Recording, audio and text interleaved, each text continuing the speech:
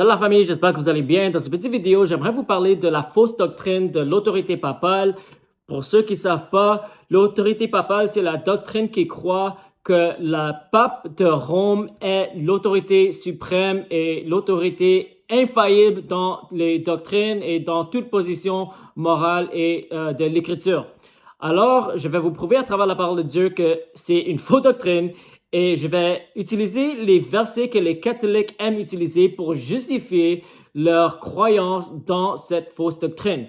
Alors, on va commencer par Matthieu 16, versets 18 à 19. C'est écrit: « Et moi, je te dis que tu es Pierre, et que sur cette pierre, je bâtirai mon église, et que les portes du séjour des morts ne prévaudront point contre elle.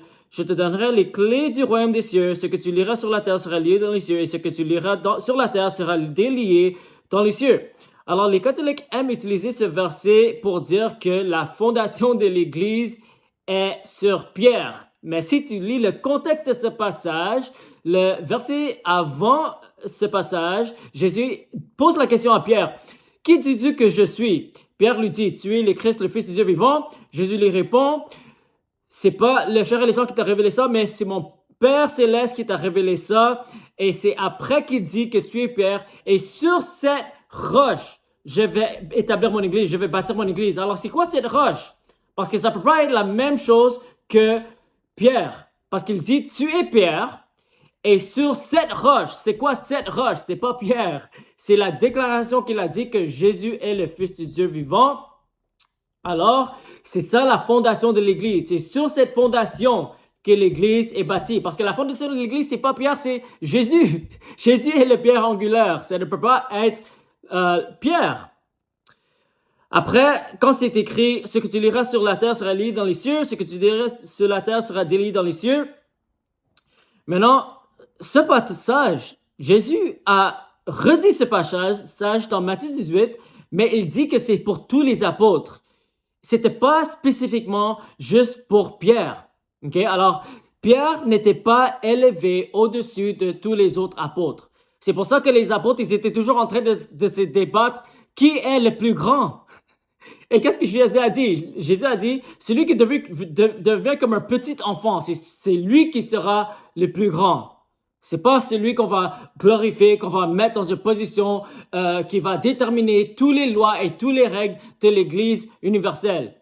Okay? Alors, c'est clair que ça, c'est une fausse doctrine. Et si tu veux dire que la fondation de l'Église, c'est Pierre, l'apôtre Paul a dit que l'Église est fondée sur les apôtres et les prophètes. Okay? Alors, il parle des prophètes dans l'Ancien Testament et les 12 apôtres qui ont commencé, qui ont débuté l'Église. Pourquoi l'apôtre Paul n'a pas dit que la fondation de l'Église est Pierre, les apôtres et les prophètes, ou le pape, les apôtres et le prophète? En plus, Jésus lui-même a dit qu'on ne devait pas appeler quelqu'un Père sur la terre. Qu'est-ce que pape veut dire? Pape veut dire Père, ok? Alors, si on croit à cette doctrine, on va contre les paroles de Jésus-Christ. Okay? Parce que celui qui veut être le plus grand doit devenir un petit enfant et on doit servir. C'est comme ça qu'on va être plus grand dans le royaume des cieux. Okay? Le deuxième verset que les catholiques aiment utiliser, c'est Luc chapitre 22, versets 31 à 32. Jésus dit: « Simon, Simon, voici Satan vous a réclamé pour vous cribler comme du blé, mais j'ai prié pour toi afin que ta foi ne faiblisse point, et toi, quand tu seras rétabli, affermis tes frères. »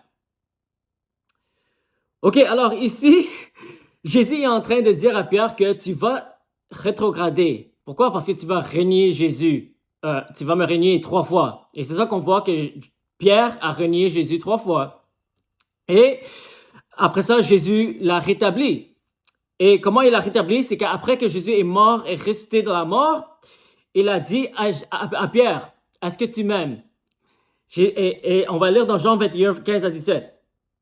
Jésus dit à Simon-Pierre: « Simon, fils de Jonas, m'aimes-tu plus que ceci? » Pierre lui répond: « Oui, Seigneur, tu sais que je t'aime. » Jésus lui dit: « Paie mes agneaux. » Il lui dit une seconde fois: « Simon, fils de Jonas, m'aimes-tu? » Pierre lui répond: « Oui, Seigneur, tu sais que je t'aime. » Jésus lui dit encore: « Paie mes brebis. » Il dit pour la 3e fois: « Simon, fils Jonas, m'aimes-tu? » Pierre fut attristé de ce qu'il lui disait pour la 3e fois: « M'aimes-tu? » Et il lui répondit, Seigneur, tu sais toutes choses, tu sais que je t'aime. Jésus lui dit, paie mes brebis. Alors, les catholiques aiment utiliser ces versets pour dire que Pierre est le berger suprême sur toute l'Église.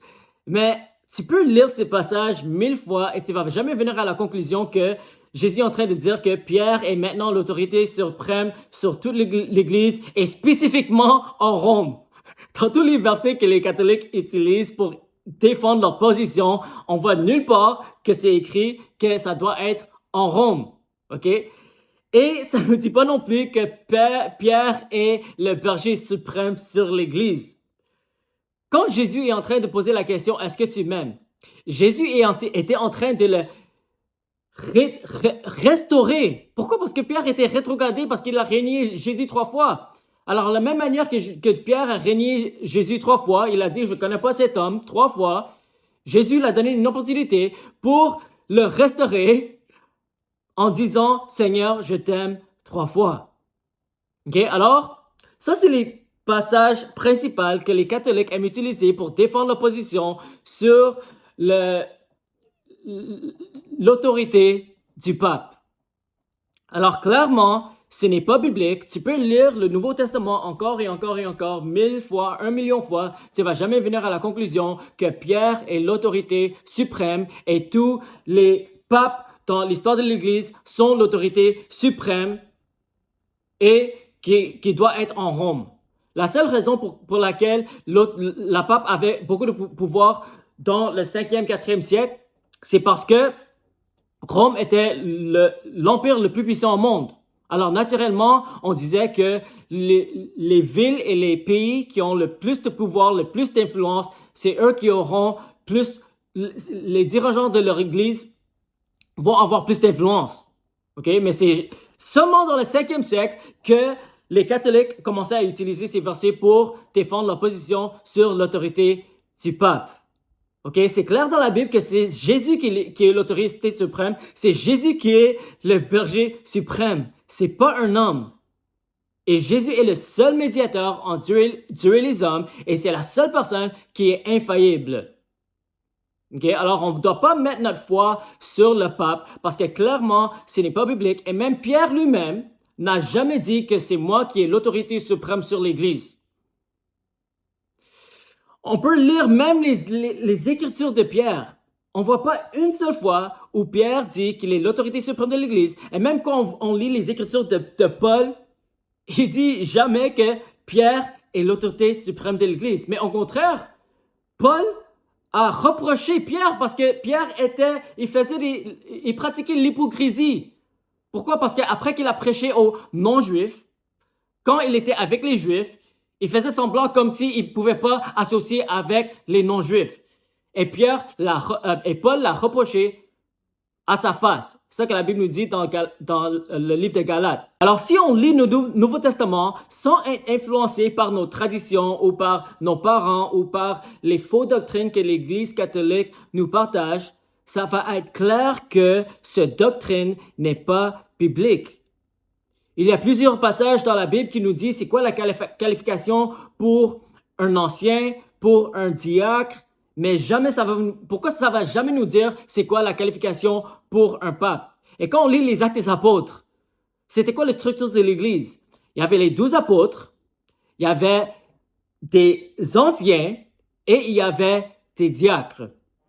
Alors c'était ça la structure de l'Église bibliquement. C'était pas la structure qu'on voit dans l'Église catholique. On voit le pape, on voit les évêques, après on voit les prêtres et après on voit les diacres. Tout cela a été développé par des traditions qui ne sont pas bibliques.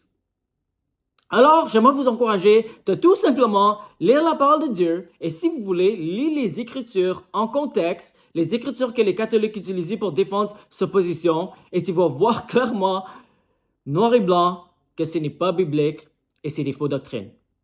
Alors, j'espère que ça vous a aidé. Que Dieu vous bénisse au nom de Jésus.